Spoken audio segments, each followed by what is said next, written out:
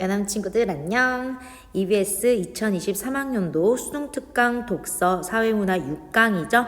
혐오 표현의 개념 및 영향과 이에 대한 법적 규제 지문의 해설 영상입니다.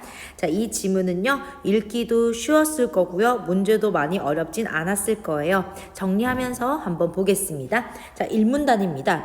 싫어지고 미워하는 감정이라는 의미를 지닌 혐오는 혐오의 개념이죠. 싫어하고 미워지는 감정이래요. 본래 특정한 경험에 대한 신체 생리적 반응에서 비롯된 것이다 라고 되어 있습니다. 자, 그래서 혐오라는 것이 특정 감각 경험에 대해서 신체가 생리적 반응을 하면 혐오라는 감정이 생긴다라는 뜻이겠죠. 자, 이런 신체 생리적 반응을 유발하는 물질이 자신을 오염시킬 수 있다는 가능성에 대한 걱정에서 두려움이라는 감정이 발생하고, 그러한 두려움이 혐오를 형성하는 기초적인 본질이 된다. 저게 나를 더럽히지 않을까 하는 걱정이 두려움이 되고, 그 두려움은 바로 혐오의 기초가 된다라는 뜻입니다. 이와 같이 생리적인 반응과 인지적 평가 과정을 복합적으로 거쳐서 형성된 혐오라는 것은 사회적 인간관계로 그 방향이 바뀌어서요, 원래는 생리적 반응에서 나오는 인지평가 과정까지였는데 이제는 이게 사회적으로 들어갔다는 거죠. 사회적 인간관계로 방향이 바뀌어서 특정 사회 구성원을 사회적 오염 또는 전염을 유발하는 원인으로 간주하고 이들을 회피하거나 제거하는 데 사용됩니다. 이러한 혐오는 낯설거나 불편하게 느껴지는 비주류적 특성을 가진 집단이나 우리랑 다른 집단을 말하는 거죠. 또는 그런 개인을 향할 수밖에 없기 때문에 혐오의 대상이 되는 특정 사회 구성원은 주로 사회적 소수자가 되기 마련이다 라고 나와 있습니다. 아무래도 우리가 낯설거나 불편함을 느끼면 혐오라는 감정을 느끼기가 쉬울 것이고요. 그런 것들은 익숙하지 않은 비주류적인 특성을 지닌 집단이나 개인, 즉 소수자에게 느끼는 게 쉽다라는 뜻 되겠네요. 자, 이 문단 넘어가 보겠습니다. 누스바움 여기 나와 있는 이분이죠. 자, 생리심리학적 반응인 개인 감정으로서의 혐오와 그러한 혐오가 사회적 맥락으로 전가된 사회 현상으로서의 혐오를 각각 원초적 혐오와 투사적 혐오로 구분했다라고 되어 있습니다. 자, 그러면 다시 한번 정리를 해볼게요. 개인의 감정으로서의 혐오는 원초적인 혐오가 되는 것이고, 그 다음 그런 혐오가 사회적 맥락으로 전가된 사회 현상으로서의 혐오는 투사적 혐오다라고 보시면 되겠습니다. 자, 원초적 혐오는 죽음 및 부패와 같이 인간의 동물성과 유한성을 일깨워주는 상황을 맞닥뜨렸을 때 본능적으로 발현되는 것이다 라는 게 원초적 혐오의 특징이었습니다. 이것이 사회적 맥락에서 의도적으로 전개되는 순간부터 문제가 발생한다. 본능적으로 발현되는 원초적 혐오가 사회 맥락에서 의도적으로 전개되면 문제가 생긴다는 뜻이겠죠. 투사적 혐오는 현실에서 결코 발생할 필요 없는데 정당화될 수 없는 그런 두려움에 근거한다. 이런 측면에서 누스바움은 원초적 혐오는 법의 테두리 안에서 보호를 받을 수 있는데 반해서 투사적 혐오는 보호를 받을 수 없다라고 말을 하고 있습니다. 왜요? 정당화될 수 없는 두려움에 근거한 혐오이기 때문에 그것은 법으로 지켜줄 필요가 없다라고 보는 게 누스바움의 생각이라는 뜻이죠. 3문단 넘어가 보겠습니다. 혐오 표현은 투사적 혐오라 불리는 정당화될 수 없는 혐오를 근거로 사회의 비주류에 속하는 소수자 개인 또는 집단의 존엄성을 부정하는 행위를 가리킨다 라고 나와 있습니다. 자, 그러면 다시 이 혐오 표현이라는 것은 우리가 앞에서 봤던 투사적 혐오라고 불리는 정당화될 수 없는 혐오를 근거로 하고 있다. 투사적 혐오를 근거로 해서 사회의 비주류에 속하는 소수자 개인 또는 집단의 존엄성을 부정하는 표현 행위를 혐오 표현이라고 한다. 쉽게 말해서 소수자들에게 혐오 표현을 하는 것이죠. 혐오 표현은 표적이 되는 개인 또는 집단에게 직접 해악을 끼칠 뿐만이 아니라, 자, 나쁜 점 첫 번째는 개인과 집단에게 직접적인 해악을 끼칠 수 있다라는 것. 또 혐오의 고취, 선동의 메시지를 제3자인 천중들에게 전달해서 사회 내 소수자에 대한 배제, 차별, 폭력 등을 조장하거나 정당화한다라고 되어 있습니다. 자, 두 번째 나쁜 점이겠네요. 이러한 해악을 이유로 혐오 표현을 규제하자는 입장에서 혐오 표현은 자체의 위험성 및 자, 첫 번째, 자체의 위험성 및 인간의 존엄과 가치, 표현의 자유와 같은 헌법적 가치의 침해 가능성을 근거로 둔다라고 되어 있습니다. 이러한 혐오라는 것이 이렇게 해악을 끼치기 때문에 혐오 표현을 규제하자, 못하게 하자라는 입장인데요.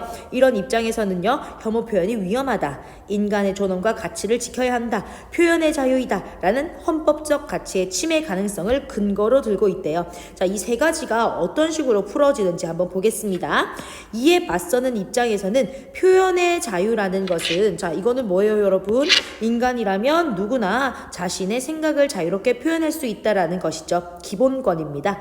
표현의 자유는 혐오 표현도 똑같이 표현이기 때문에 보장되어야 하며, 이를 통해 오히려 혐오 표현이 자연스럽게 퇴출될 수 있다는 가능성을 근거로 둔다. 혐오 표현이라는 것도 표현이기 때문에 이것을 규제해서는 안 된다라는 생각이 된다는 거죠.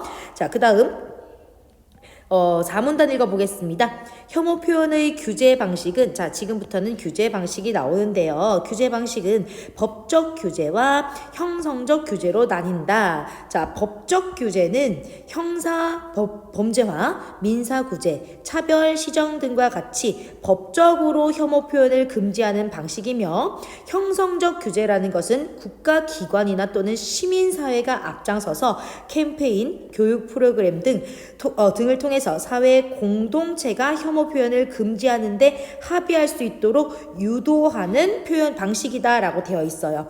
법적 규제라는 것은 법으로 혐오 표현을 금지시키는 것, 형성적 규제는 캠페인이나 교육 프로그램 등으로 혐오 표현을 못하도록 유도하는 것, 이렇게 나눠주시면 되겠죠?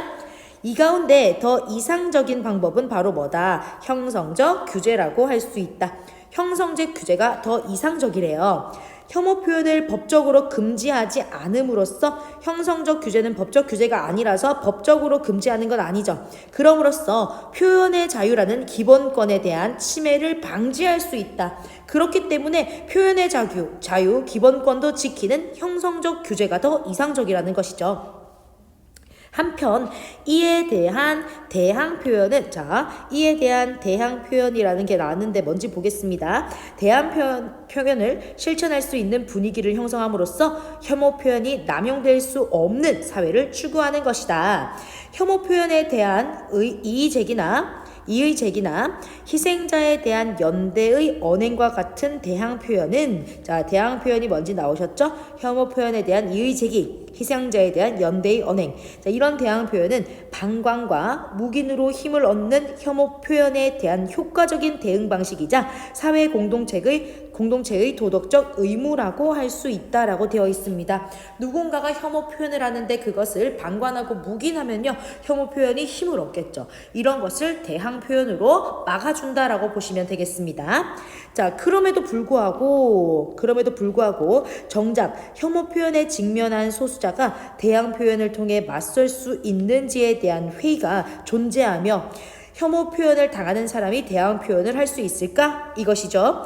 자, 계속 이는 결과적으로 혐오 표현에 대한 결국에는 법적 규제가 필요할 것 같아 옹호하는 입장으로 이어진다. 어떤 뜻인지 아시겠나요, 여러분? 대항 표현을 하면 좋아. 하지만 혐오 표현을 당한 소수자는 대항 표현을 할 수 있을까? 안 될 것 같은데 결국 법적 규제가 필요하지 않을까? 이렇게 흘러간다라는 뜻입니다. 표현의 자유가 지니는 우월적인 지위를 전제로 혐오 표현에 대한 법적 규제를 지양하는, 그럼 이건 무슨 뜻이죠, 여러분? 규제를 하지 않겠다라는 미국이에요. 미국은 혐오 표현 자유롭게 본다는 거죠. 자유니까 혐오 표현도 마음대로 해 라는 미국에 비해서 영국이나 캐나다, 독일에서는 혐오 표현에 대한 적극적인 규제를 시행하고 있다. 자, 나라들의 차이점입니다. 이 가운데 규제에 대해서 가장 적극적인 입장을 취하는 독일의 혐오 표현에 관한 법제는 독일이 혐오 표현 규제를 가장 심하게 한다라고 보시면 되겠죠. 홀로코스트와 같은 역사적인 사실을 부정하는 행위를 이것조차 혐오 표현으로 간주하고 있대요. 와우, 혐오 표현의 규제가 아주 강하다라는 거 알 수 있겠습니다.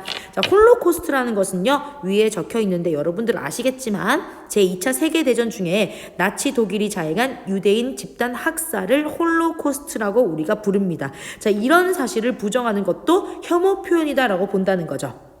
또한 특정 집단에 대한 모욕의 경우에 독일 법원은 불가변적 특성 또는 집단 외부에 의해서 부여된 특성을 이유로 그 집단의 모든 구성원이 표적이 된 경우, 즉 일반 대중으로부터 집단 외부적 명백히 구별되는 집단 구성원 전체의 전체를 표적으로 하였다면 구별되는 집단 구성원의 전체를 표적으로 했대요. 소수 집단이 되겠죠? 자, 이렇게 했다면 집단 모욕죄를 인정한다는 점에서 주목할 만하다.